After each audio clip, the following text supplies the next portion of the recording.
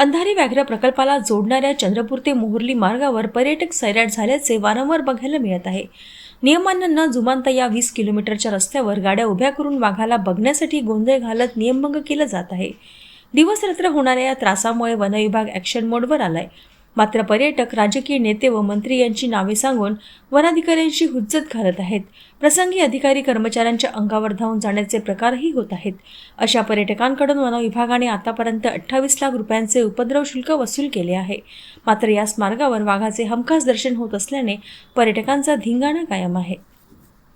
One विभागाने या नियंत्रणाकरिता मोठ्या प्रमाणात टीम्स गठीत केलेल्या आहेत. गेल्या 3 वर्षापासून अशा पद्धतीचे जे उपद्रवी लोक आहेत त्यांच्यावर आपण एक उपद्रव शुल्क म्हणून जवळपास 28 लाख रुपये सुद्धा त्या लोकांकडून कलेक्ट केले आहेत आणि लोकांनी नियमाचं पालन करावं याकरिता ठिकठिकाणी जनजागृतीपर बोर्ड्स, बॅनर आपण सध्या एक ॲपवर सुद्धा याच्यावर वर्कआउट करतोय की जेणेकरून वन्यजीवांना सुद्धा अडथळा होणार नाही आणि लोकांचा जो प्रवास आहे तो सुद्धा सुखकर होईल.